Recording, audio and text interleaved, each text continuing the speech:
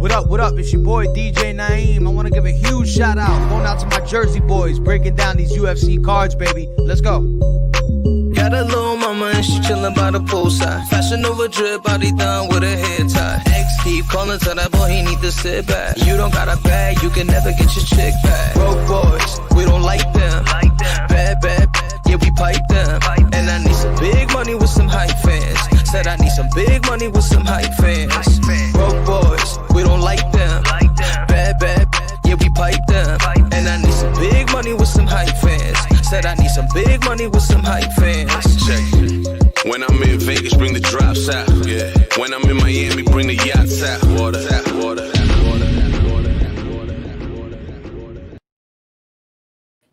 Welcome back to the Jersey Boys MMA podcast. My name is Steve Ricciardi. My co-host is Jiu-Jitsu Drew. Drew, how we doing? What up, guys? What up, Steve? AJ, and man. we have a special guest this week. Supposedly, there's a big fight card this weekend. So, AJ, we wanted to have you back on the show. How's it going? It's going well. Thanks for having me on. It's nice to chop it up with you guys as always. UFC 257. We got Conor fighting again, so it's always a good time. No, I appreciate you coming on with the white V-neck too. That's very Jersey Shore for us. So I appreciate you getting into character for the podcast today. I want you guys to feel more at home than you already do. No, I love that. So let's get right into this card, man. This is a very, very good card. We were just talking a little bit before the show, and we're gonna go main card. Start with Amanda Ribas and Marina Rodriguez. And we're skipping some really good fights, so maybe we'll do some quick picks after we go over this main card. But Marina Rodriguez, 12-1, 12-1-2 actually. Her first fight in the UFC was a draw, and I believe she has 2 draws at this point. And then Amanda Ribas is 10-1. The line is wide, and that's the one thing about this fight. Ribas is minus 300. Marina is plus 250. So it's not even about do you like her. Do you like Ribas? It's about do you like her at minus 300? So, AJ, you're the guest. We'll throw it to you first. What do you think about this one here, brother? I think from a betting perspective, it's a pass. I mean, I agree with Ribas being the favorite, a solid favorite. The striking will be close. Marina's game. She's dangerous. She's technical, really good in the clinch. And she's got that power. And it seems like a reach, but, Ribas was knocked out on the regionals by Polyana Viana. So I guess it's in play that, Marina knocks her out, but not something I think is the most likely thing. So I think I see it as like a competitive striking battle. But why I like Ribas is she's got that grappling, man. We saw Marcos mount Rodriguez in that debut, control her. We also saw her almost finished by Calvillo in round 3. Took a lot of ground and pound there, was mounted. And Carla Esparza didn't do as much damage, but we saw her take her down, control her. So I think Ribas has that path to victory. She's a Brazilian Jiu-Jitsu black belt. She's got a judo background. She's got a lot of takedowns in the clinch. So I think she should be able to take the fight there if she's, for whatever reason, struggling on the feet. Yeah, and that's exactly where I think this fight is going to go. I think it's going to be a little bit easier for Ribas to get her down and get in on our hips because there's a 3-inch height advantage, right, on Rodriguez's part. So I think Ribas is going to be able to duck under something and get in on those hips, Drew. You're the BJJ specialist on this show, so what do you think here, brother? Me personally, I have to put a little money on everything here, like I always do. So I'll probably throw in Amanda in a parlay piece somewhere, double chance or something on submission on points on FanDuel or something like that. But my reason for that is because, Amanda might get into a striking match here with Marina if she chooses to. She does have some knockouts on her record, so she does have a little bit of power here. But in the same breath, Amanda, her path to victory is taking it to the ground. And Marina, even in an interview that I saw today, she was even quoted saying that she understands that that Amanda wants to take it there. And that she's been working really hard on her jiu-jitsu. My opinion is the type of jiu-jitsu she's working on is very defensive because I don't see her putting any offense on Amanda on the ground or anything like that. So, I mean, it could be a striking battle, but might get up to the cage. Then Amanda takes her down to the ground and just dominates, in my opinion. Yeah, and I think that's the most likely outcome. Again, it's going to be dog or pass for me, to be honest with you. I do like Ribas. I just don't like that price.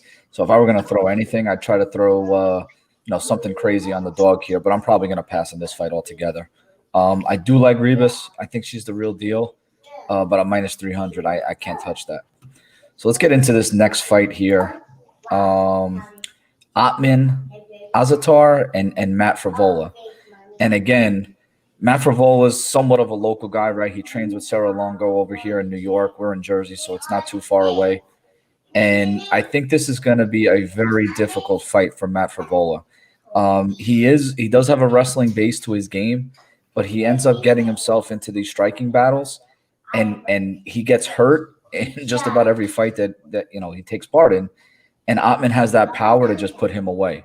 So, Drew, I'll throw it right back to you for this one. What do you think? What else do you see? Do you think this gets to the ground? Do you think Frivola wants it on the ground? Do you think Atman wants it on the ground? What do you think? Well, I do think for a fact this might be, aside from the fact that we have Conor McGregor fighting on the card, this might be one of the most exciting fights on the card. Matt Frivola is literally a steamroller. That's what they call him. And he's going to come forward. And yeah, he's going to get into a striking battle. And of the two, because in my opinion, they're both brawlers, right? But of the two, Atman is the more precise of the two, I guess. And if he lands, he can blast you. But something about Matt Frivola is that he's very durable. And every time, every fight that I've seen, anytime he gets touched or he gets blasted, guess what he does? He doesn't react by taking a step back. He actually goes for a shot, takes a shot at the legs, tries to get it to the ground. So if there is a path for victory for Matt, yeah, he's going to make it ugly, but he should try to take it to the ground. He has the height advantage here, I think. So he is the bigger man here. And Atman in most of his fights is a smaller guy, but if he touches you with that right hand, you're going to sleep 9 times out of 10. So, AJ, what do you think? Yeah, I hear that, because it's like I really do see the path to victory for Matt. He's got the grappling and the cardio advantage here. I do think there's some merit to maybe Azaitar has improved his grappling and cardio since the regionals, because who he trains with, he's a confident guy. I'm sure he's aware of that. But, man, I mean, I've seen him taken down. I've seen him get his back taken. So that's on the table. But like you say, Azaitar is a real threat to him. Matt's like, he's tough. He'll come forward. He won't quit on himself. But I'm just worried about him getting countered with the big shot and kind of his body giving out on him. It wasn't just the Polo Reyes fight, man, but we, like you alluded to, we saw him rocked by Venata. The dude could recover, but like against a power puncher like a Zaitar, a guy that will look for that counter right hand, and just how wild Matt could be. I mean, it's almost like he's got so much energy that he just doesn't know what to do with it. Like he just kind of throws himself at you a little bit. So I do consider Matt a live dog, but I'm passing on the fight because, man, I could just easily see Zaitar just hitting him with a big shot. I think he's the bigger finishing threat, the better striker. Matt's line would have to get better for me to consider a bet on him, but the pick is Zaitar for me. Yeah, that's almost where I'm leaning towards, because between the two, right, they almost have very similar styles. Like if Matt was to slow down a little bit, he'd have a very, very similar style. But the thing about it is that Atman, his footwork, and the reason why his size in a lot of his fights doesn't really hinder him is because of his footwork and his movement. He's very light on his feet, and he knows how to put himself in places for that right hand. And every time he connects with that thing, man, it's lights out, man. Yeah, and one of the bets, again, AJ, one of the things that we like to do also is we can play a double chance. So we'll take out the submission for Azatar, and we'll play Azatar by KO, TKO, or decision. And if we play that, I'm not really sure what the number is, but maybe you can get a little bit better line. If I can get that at like even money, I may play that. That's kind of where I'm looking at. But I like your play there. If you're looking at something, Frivola by submission, that's plus 500. So if Azatar did not, improve his grappling and does get his back taken, that's not a bad play there. So if you wanted to throw that on a crazy parlay or something, which we do have Captain Parlay in this podcast. So did you hear that, bro? Did you? I mean, that's a hell of a parlay there. If you throw Frivola at plus 500 for the submission and throw it on something else there, it's not bad at all. But let's get into this next fight here, man. Jessica Ai and Joanne Calderwood, and again, this is a fight that kind of makes total sense, right? Based on where they are in the rankings, they're both in a position where they're trying to move up. Jessica Ai had her championship shot. Unfortunately, she got leveled. But again, against against that girl, I mean, she levels everybody. So Joanne Calderwood really needs this win to possibly move into the top 5. Maybe she can be right on the outside of the top 5. She's kind of there already. I don't know who she's going to pass, but if she beats Jessica Eye, one more win, she probably gets a title shot. So this is a big fight for Joanne Calderwood. I feel like I always am wrong with Jessica Eye. When I think she's going to be the better striker, she gets taken down. When I think she's going to be, better on the ground game, like I can't figure her out. And I'm guessing wrong whenever I think she has an advantage somewhere. So I think this is more about Calderwood. Does she play to her strengths? If she does, she has a great shot to win this fight. If she doesn't, then what is Ai's path to victory? At this point, I think it's getting her down to the ground and trying to get some top control. I think Calderwood is going to want to do her work on the feet. She has, just going on strictly a numbers basis, she lands 6.17 strikes per minute. That's a pretty good number. Again, how significant they are, how much damage, that's a different story altogether. But again, I don't really see, if it stays in the feet, I being able to outclass her and outstrike her. And on the ground, again, I'm not saying I can get it there, but I think that's where she's going to have more success. So, AJ, I'll throw it back to you. What do you think here? Well, I think if I does take her down, that would be a smart game plan. I just don't really trust her to do it. I mean, she just doesn't really go for takedowns. It's because, I just don't trust Calderwood's defensive grappling. There was the Maya armbar last time, but then we've also seen the Morose fight, the Andrade fight. She's been taken down. But, I actually think it'll be Calderwood that's more likely to go for takedowns here. We saw she'll go for them off caught kicks, kind of like a reach. But, we did see Ai taken down from a caught kick by Vivi, who just fought today. And, I could be taken down. She's good enough to, not get subs. She could scramble reasonably well, things like that. But, I could see these rounds being close because the striking could be very competitive, and then Calderwood just takes her down with 30 seconds left, and then the judges had that visual to see off the round. So I hear you. I think Ai's got the sharper boxing, better hands. She should be a little faster as well. Calderwood, and also Ai's got better defense. Calderwood just doesn't really move her head off the center line with that Muay Thai style. But Calderwood's got the more varied striking, I'd say, more kicks, diversity with them. She's got better volume, like you said. And I do agree with the odds being very competitive. I think it might be like an optics fight, Ai coming forward, pressuring, having the sharper boxing, but at kicking range, it'll be Calderwood by a decent margin. So as far as the pick goes, I go with Calderwood, but she'd have to hit a decent sized dog price, plus 150 or so, for me to consider a bet on her. AJ, I don't want to tip your hand at all, but have you put any wagers on this main card or this fight specifically? Not on this fight. We got in 2 fights, I got a bet on Dan Hooker. No, the main. Oh, okay, all right. I'm looking at because I'm very close to betting Hooker, so I want to hear what you say about Chandler. All right, go ahead, Drew. What do you think here?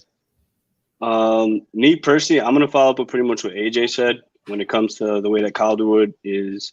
If it gets to the ground, I feel like Jessica will want to take it there, but I don't know. I feel like Joanne is just a little bit better when it gets to the ground. She moves a little bit better on the ground if she's not stuck there, obviously. But if she gets on top, she's going to do a lot better. Jessica Eye right now, I feel like, we know what she's about, essentially, right? We know what she wants to do. She is a striker. She can sharp. But when she's there, when it's all here, when it's all clicking. And right now, I don't know where Jessica Eye is mentally. And I feel like Joanne Calderwood, I was watching an interview today, this is like a grudge match for her. She really wants to put a hurting on Jessica. So I feel like Joanne is going to come in here and try to really light her up. You're right. She does not get her head off the line really well. But I feel like she's going to probably make this an ugly fight, get it up against fence, try to grind her out, try to get a takedown that way, and just see how it goes. But for me, if I have to put any money on this, I usually don't stay away like you guys heard me earlier. But I'd probably just bet this to go the whole way, because I don't see anybody getting finished here. So probably Joanne by decision, if anything.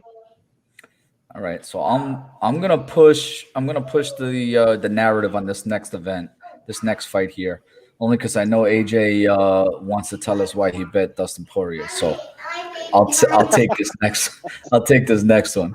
So we got Dan Hooker and Michael Chandler. And when you look at the matchup, I think that it's difficult to give Michael Chandler his due, just because of him coming over from Bellator and fitting into basically the top of a loaded division, right? There's no nights off in this division. When you're at light heavyweight and you're looking at guys like Conor McGregor and Dustin Poirier and Dan Hooker and go right up and down the line, if you're able to get in there with Habib or any of these other guys, yeah, like it's I mean, every single day, when you get into that top 5, you're fighting somebody that would probably be the champ in Bellator, in my opinion. So again, Michael Chandler comes over. He's fighting a guy on Dan Hooker who's got 4 inches of height, 4 inches of reach. We just saw Dan Hooker. I'm gonna go back to the Dan Hooker fight versus Dustin Poirier, actually. And if you look at what Dan Hooker was able to do in those first 2 rounds, I mean, I don't think I've ever seen Dan Hooker look as good as he did in those first 2 rounds. So again, if that fight with Poirier was a 3-round fight, again, I get it. It doesn't equate that way. Poirier could have been playing the long game, but the truth is he got outstruck for the first 2 rounds. All right. Dan Hooker was outstanding. If he can use that reach and length advantage against Michael Chandler, keep him at arm's bay, he's going to be able to just outstrike him. All right. The one thing about Dan Hooker is he's taken a lot of damage. And again, I know that sometimes the accumulated damage can really, get to a fighter like that. But you go back to the Edson Barbosa fight. I mean, he took a lot. That was only 2 years ago, but that he took a ton of damage in that fight. All right. And I believe they stopped that on its feet, right? I don't even think that was he didn't even get knocked down. I think he was stopped on his feet. And then against Dustin Poirier, I mean, yeah, he took some damage in rounds 1 and round 2, but he won those rounds.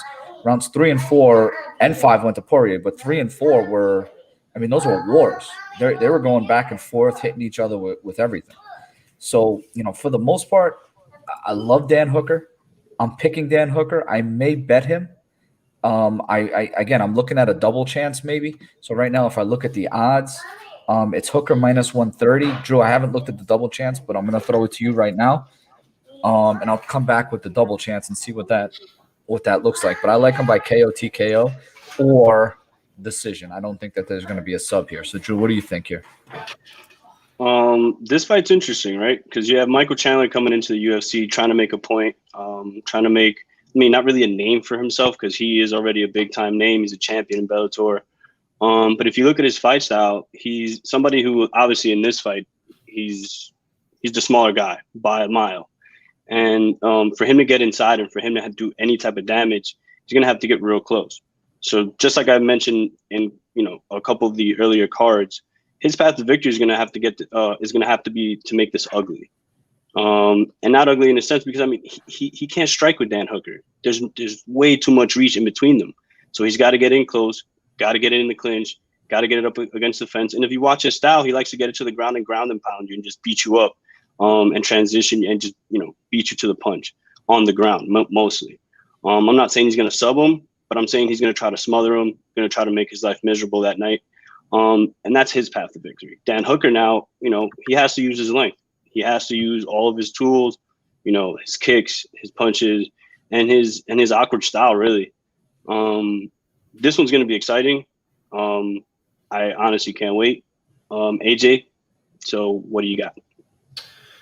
I'm pretty much with you guys. Like, I do think Hooker is like the obvious pick, I guess. We just trust him a lot more in a UFC octagon. We know kind of what his ceiling is. He could compete with the best lightweights in the best promotion, right? So, and Chandler is still a guy, like, for years, obviously, people have been saying how great he is, but we still don't quite know how good he fares in a UFC octagon. But you mentioned the damage. That makes me kind of hesitant on Hooker, to be honest, in terms of, like, actually placing a bet, in terms of, like, picking him. I get that. But, like, he's longer, like you said. I think he's got more variety with his striking. I trust his durability more of the two. Chandler's been knocked out a couple times, the Will Brooks fight, the Pitbull fight, and then, we've even seen him, fights where he doesn't get finished. He still gets rocked, like against Primus.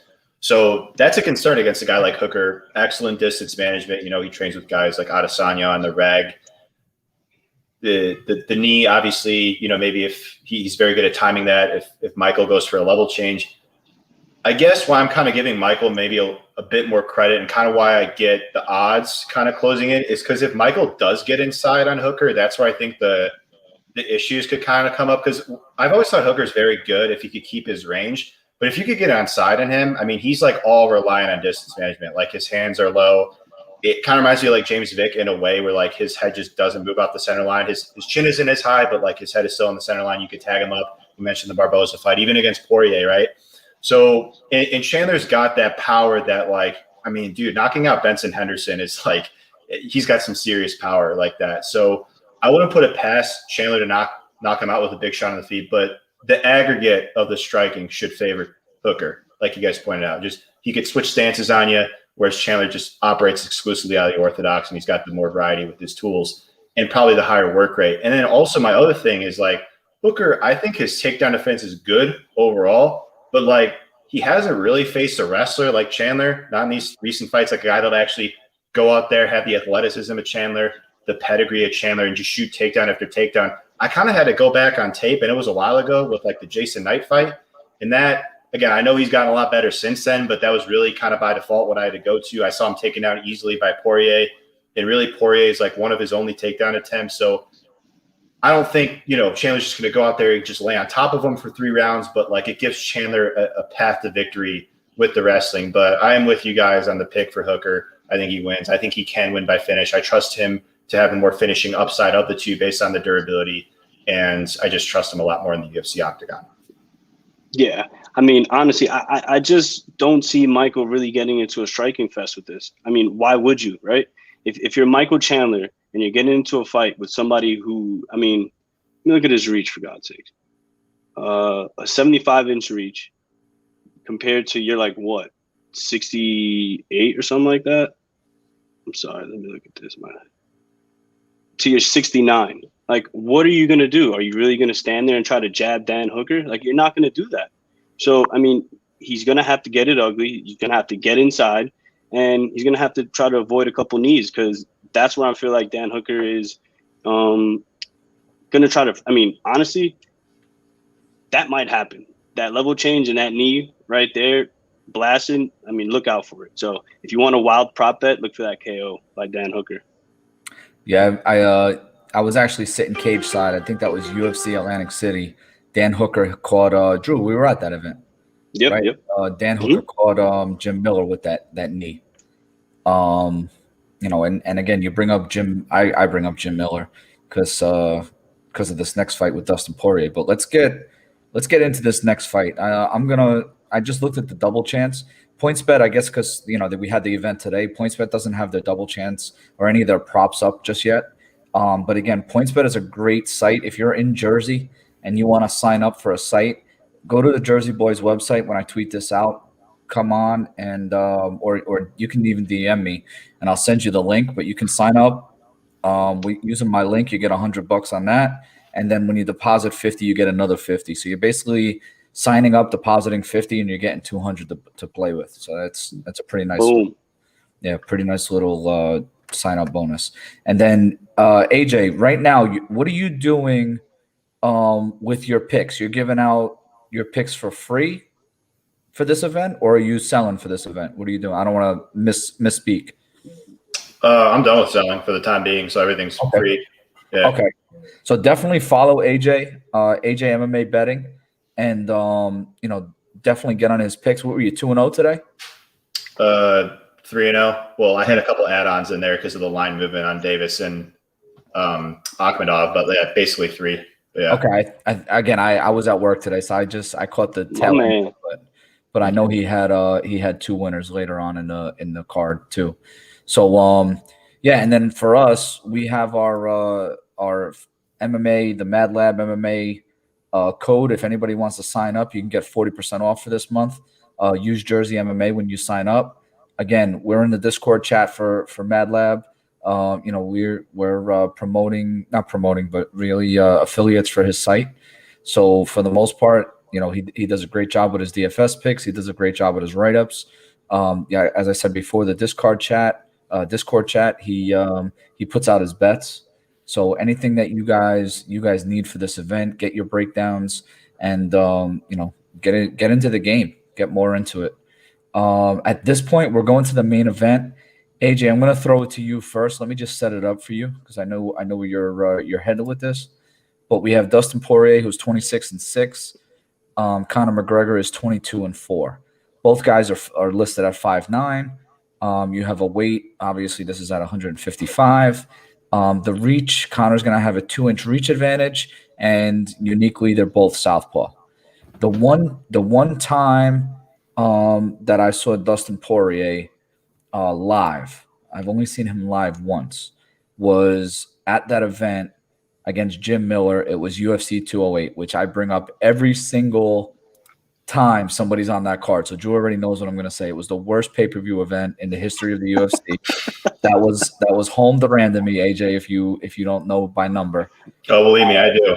Yeah, and it was in Brooklyn, and it's the last event that I paid for because then after that I had the credentials. So all the events I've went to since, I've had their credentials. So I've been blessed with that. But Jim Miller was able to absolutely destroy Dustin Poirier's legs. Very similar to what Justin Gaethje was able to do. Again, I'm still shocked that Dustin Poirier was able to come out for the 4th round against Justin Gaethje because his legs were destroyed. And then again, he comes out, he gets off the stool after round 3, comes out in the 4th round, and then finishes Gaethje, which was ridiculous to begin with. I think that Conor McGregor, I'm assuming that he's healthy. He looks healthy. He hasn't fought in a while. Doesn't have any, because again, there were rumors, if you want to believe it, that Conor had a broken foot against Khabib. Again, I was at that fight also. I was covering that fight. And again, I didn't know it at the time, but I heard it after. So if that was the case, then that's why, you can say that's why Conor basically didn't use as many kicks against Khabib, if any. I still say that Conor had a pretty good game plan against Khabib, but obviously he's going to have a good game plan with the striking. He tried to use his knees up the middle. Completely different fight here, obviously. But I think Conor gave Khabib a better fight. I think that Dustin really struggled against Khabib. And I think that Dustin, his psyche is where it is, that he thinks that, he'll be able to get through the first 2 rounds like he did against Dan Hooker. But this is Conor McGregor. I think Conor McGregor in the first 7 to 12 minutes of this fight is where he's most dangerous. That's where Dan Hooker was most dangerous, but he wasn't able to put Dustin away. Just hit him with a lot of shots. I think that Conor McGregor is going to get the shots that are going to wind up finishing, Dustin Poirier. So AJ, I'm going to throw it to you because I'm a Conor McGregor fanboy, and I know you're on Dustin. So tell me why I'm wrong. What do you think here, bro? It's not that you're wrong necessarily. It's just like, I had to learn this like kind of the hard way. Whenever I'm handicapping fights, I don't get married to like one outcome. It's nice that we get on here and give a prediction, but it's not like, we don't see these other somewhat likely outcomes happening. We wouldn't be shocked, it just like kind of, we weren't shocked, I guess, in a vacuum to see like Li Jingliang beat Santiago, whether it was by knockout or he was coming on in a big layoff, and then we saw like D'Chirico. So like some of the stuff doesn't surprise us at the end of the day, whether you agree with that example or not. And I do see legitimately Conor, he can go out there and finish him quick. You brought up the leg kicks. He did that against Diaz the second time. You mentioned Poirier was susceptible to them against Miller, against Gaethje. And he could knock Dustin out again. Or, that wasn't the only time Dustin was knocked out. Obviously, he was knocked out by Michael Johnson as well. So like that's within reason. I guess my issue with like, or why I don't think Conor should be that big of a favorite is because like his cardio, man. It's just like if he doesn't knock Dustin out in rounds 1 or 2, like what is the fight going to look like? Like historically, Conor has shown to slow down. Yeah, I mean this time off, maybe he's gotten a little more fired up. Maybe his cardio has improved in the meantime. It's still something that I can't bank on, right? I mean, we didn't just see him slow down against Diaz twice. We saw him slow down against Floyd Mayweather in a boxing match. Like it's been an issue with him. Like, yeah, Conor is arguably the most dangerous guy in rounds 1 and 2. And that might be enough for him to win. But like, I think that if the fight gets extended here, Dustin's pace, his cardio is better. And I think that Dustin is the better technical striker because of the defense. Conor offensively is great. He's got good variety. He's got those stabbing front kicks, low kicks. He'll spin occasionally. He's got the very good combinations. But his defense, chin is high, hands are low. Not that I'm expecting Dustin to knock him out. Conor's got an iron chin. But can Dustin land on him? Could the optics look better in the eyes of the judges of him progressing as the fight goes on? We saw Dustin go 5 rounds with a cardio machine in Max Holloway and win. And so I get it. I think Conor can win. I only capped Dustin at 55%, so it's not like I don't see the path where Conor wins. But I just think that I just trust Dustin more. If this fight goes 5 rounds or extended past the first couple, I think Dustin's going to look like the favorite. And something that I also factored in my handicapping is when I'm backing a big favorite, I don't want to back them thinking that they're very reliant on a knockout. And that's what I think Conor is very reliant on. I don't trust Conor to go out there and clearly beat Dustin in a 5-round fight. Like, yeah, he did it against Diaz, but like, I just think Dustin's a bit better than Diaz, to be honest, and more defensively sound. He'll tuck his chin. He'll keep his hands high. He rolls with the punch as well. So I get why everybody's on Conor. He won the first time. He's a tremendous fighter, the most famous fighter in the history of the sport. I love him too. But I really do truly believe that the value is on Dustin from a money line straight perspective. And just so that everybody knows, I don't know, this is a hot take. So this is an AJ hot take. What he basically just said is he gave Dustin a 55% chance. You heard that, right? Which means he lined Dustin to win this fight. AJ, is that correct? That's correct. That is correct. Okay. Drew, what do you think there? So we got one. I'm picking McGregor. I agree with AJ about the line. I think that the line is just too wide. Again, you have a lot of casuals that are going to be betting here. So I'm telling all the casuals in Jersey, if you hear this, the best play for you to make is go to PointsBet, go to the Jersey Boys website, click on that link, get the $200. And if you're going to bet Conor the entire $200 on KO, TKO, and you can even pick the round. You can pick KO, TKO round 1, KO, TKO round 2. If you want to put money there, that's where I would put the money. And the only reason I'm saying that is basically what AJ is saying. By round 3, if it gets there, Dustin Poirier is going to look like he may even be down. And if you're live betting this and you see that Conor may even be up 2 rounds, go back to the Dan Hooker fight, right? Well, I don't know. I don't remember what the line was, but what do you think the line was live betting after round 2? Hooker clearly had rounds 1 and 2 in the bag, right? So if it gets to round 3, I'm pretty sure you're going to be able to get plus money on Dustin Poirier. And if you can, I think that's the time to hit it.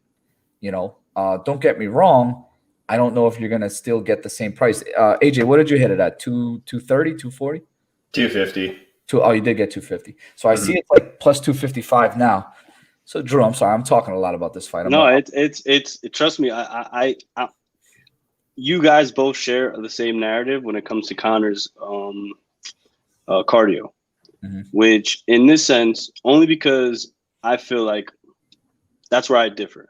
I feel like the only issue for Conor here is going to be the fact that he's fighting a bigger Dustin Poirier.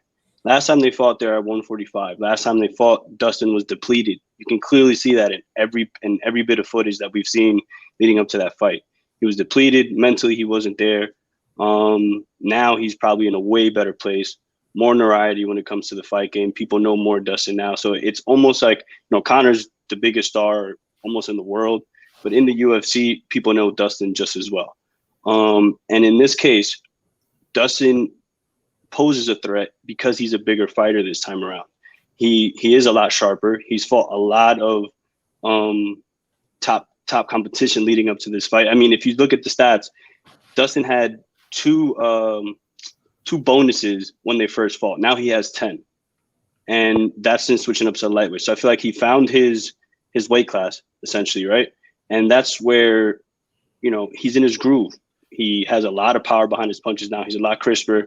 Yeah, those leg kicks do worry me a lot. But I mean, dude, that's just what I'm talking about with Dustin. That's where he poses his threat. But now when I'm talking about Conor and his cardio, he's been training for boxing, guys. Remember, he is going to fight Pacquiao sometime.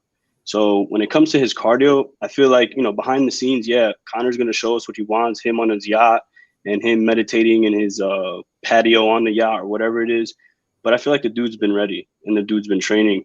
And the fact that he's been training boxing, nonetheless, to go just 5 rounds, 6 rounds in a boxing match where those rounds seem shorter, but you're moving so much more, you're doing a lot more.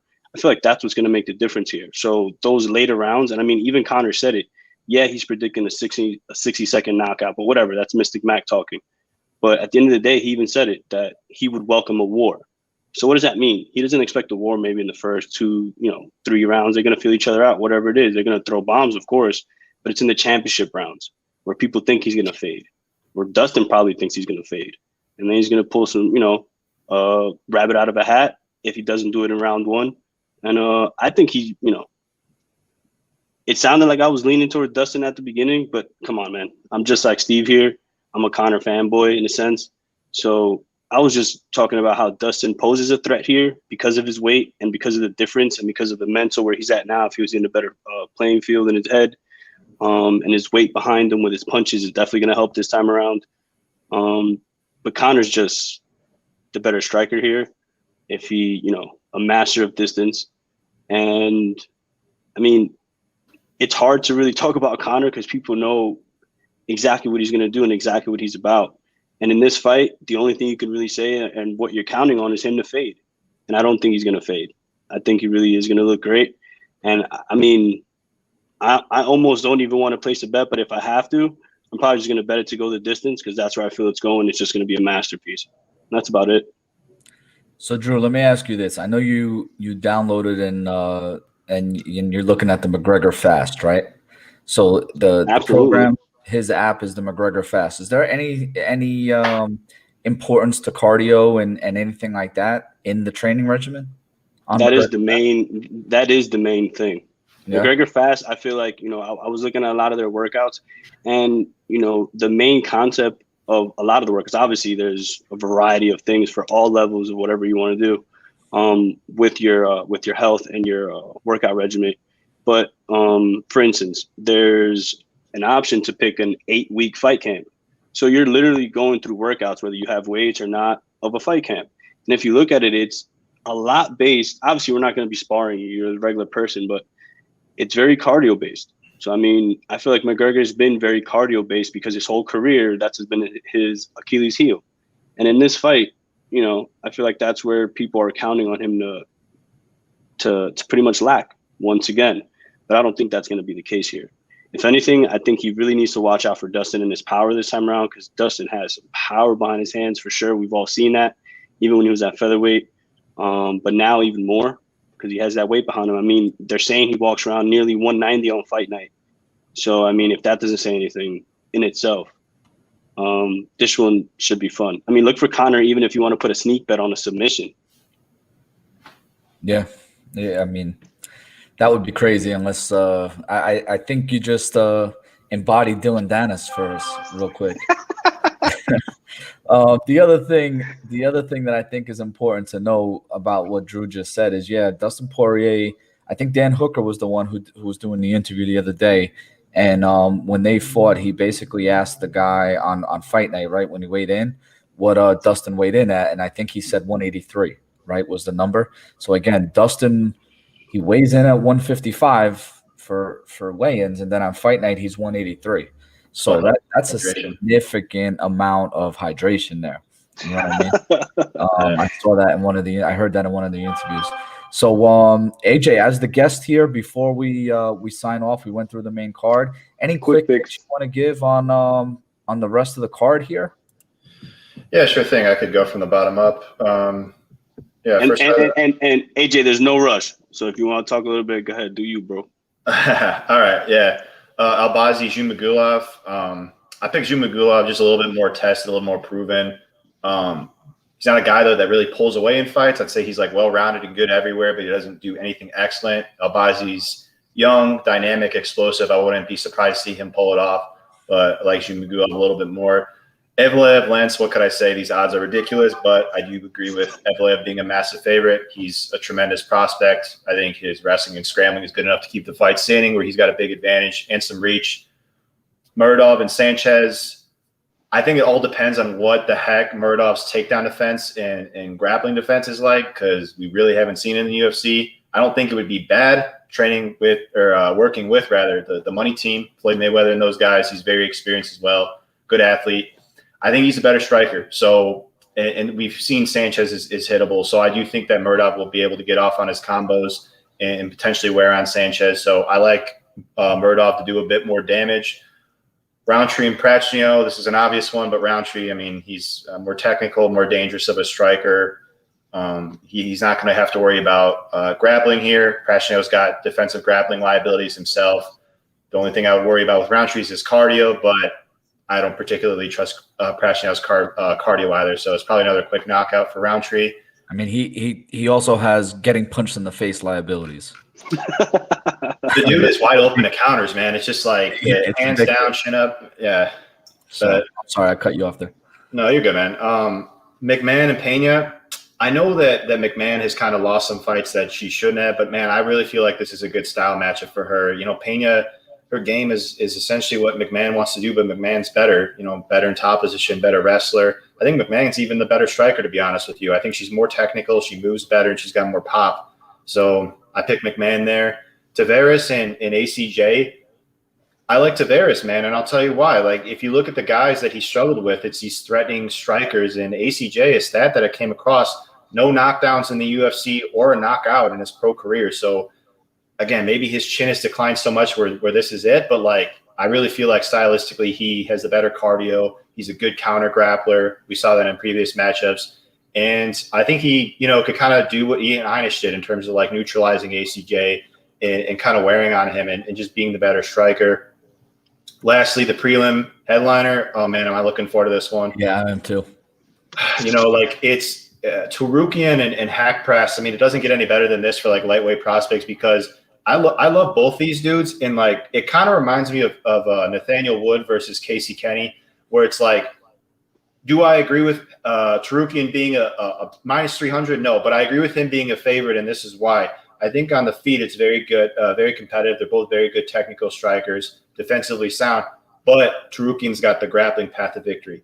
And I will say, I do think Hack Press is good takedown defense, but here's where I kind of pause a little bit, because against Munoz, who's a good wrestler, that's all he really had to worry about, right? He was just kind of having his way on the feet. Whereas if you get a guy in there like Tarukian, who's able to mix it up really well on the feet, varied striker, very athletic, I think that'll give Hack Press a little bit more to think about.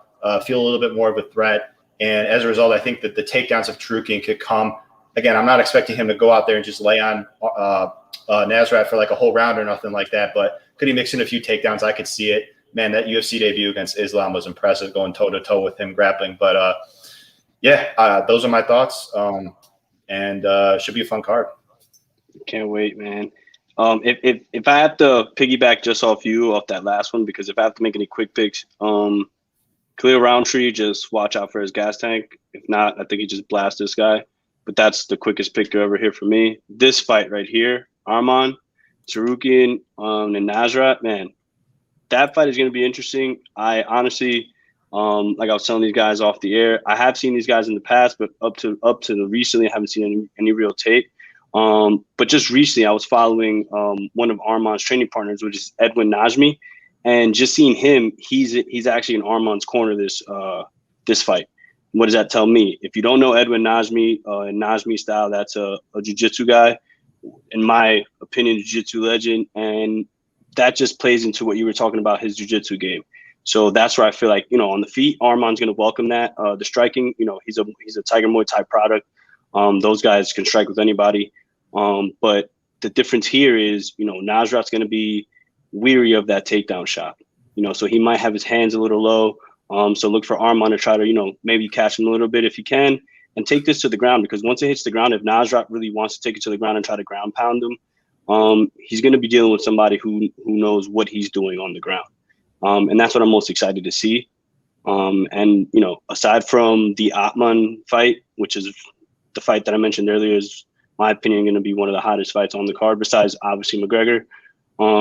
This Arman fight is and Nasrat fight is something very, very, very, very. I'm very excited for. All right, so Drew, I'm going to give you a parlay right now. Oh, You're no. Captain Parlay, but this is something that I think I'm going to throw something on. I'm going to throw something on Frivola submission. Oh, you're All right. a sicko. Mentioned earlier, and I'm going to parlay that with Roundtree, round 2. Wins in round 2. Not in round 1? I'm going to go round 2, and I'm going to tell you why. Only because of the odds. Round 1 is plus 100. Round 2 is plus 500. So, Oh, okay.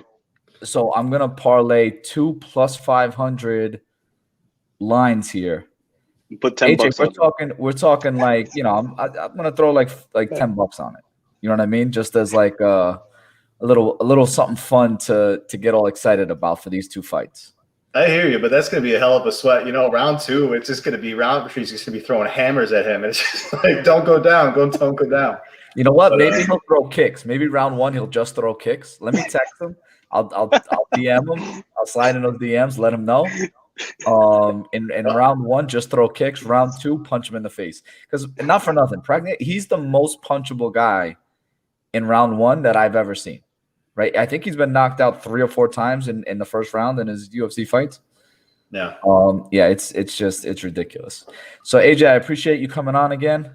Thanks, bud. You know, always good with the breakdowns, and it's great when I have somebody on that helps me see different angles that I don't normally see. And you know, you definitely bring that to a bunch of your breakdowns. Drew, we will be texting and tweeting the rest of the week. I'm sure AJ will be too, giving out those free plays, and we are out of.